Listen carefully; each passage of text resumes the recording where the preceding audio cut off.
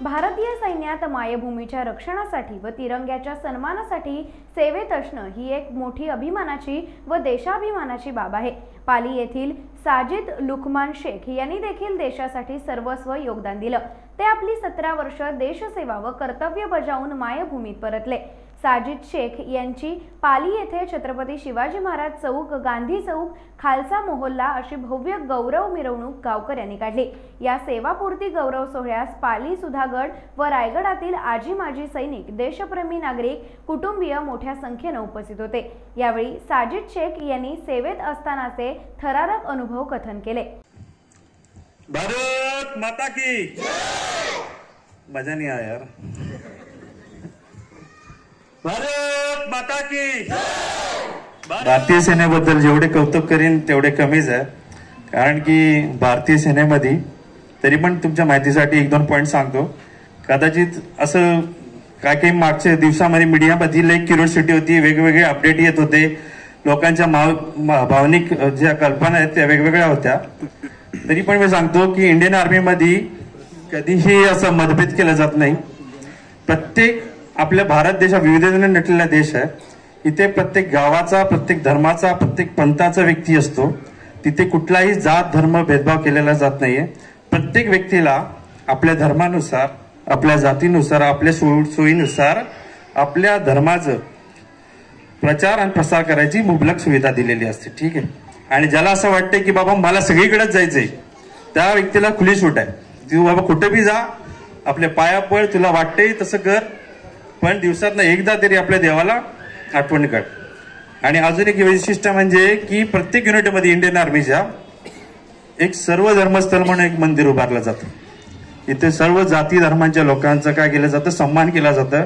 आणि ज्याला वाटतंय बाबा मला 10 जागी नाही जायचं, एकाच जागी ये, एकाच धर्माची म्हणजे एकाच मंदिरात सगळे देव बसलेले, चाहे तो अल्लाह ताला असू दे, चाहे ते भगवान शंकर असू दे, कृष्णजी असू देत, किंवा अजून कोणी, जसे आपण ख्रिश्चन धर्माचे व्यक्ती म्हणतात, सरदार साहेबांना असतात, गुरुद्वारा असतो, तर सगळ्यांचं मिळून एकच मंदिर असतो आणि सगळे लोक त्या मंदिराची पूजा करतात, प्रार्थना करतात।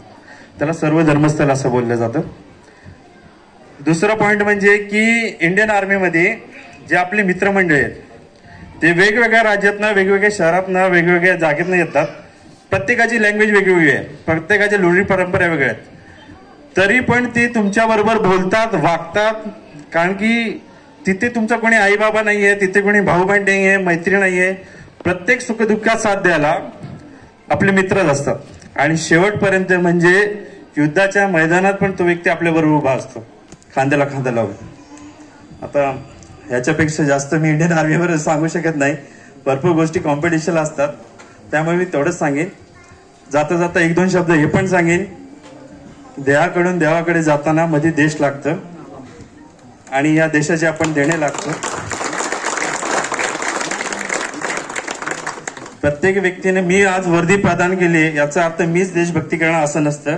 प्रत्येक व्यक्ती आपापल्या जागेवर आपापल्या परीने देशभक्ती करत असतो।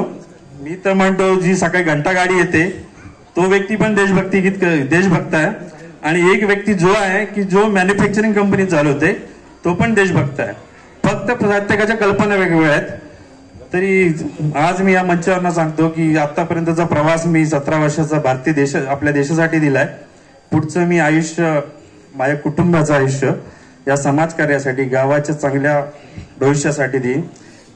आणि अजून एक सांगतो की मागच्या 17 वर्षात मी गैरहजर असताना माझ्या कुटुंबाला साथ दिलेल्या प्रत्येक गावकऱ्याची, समाज बांधवांची, मित्रपरिवाराची मी पुन्हा एकदा आभार मानतो।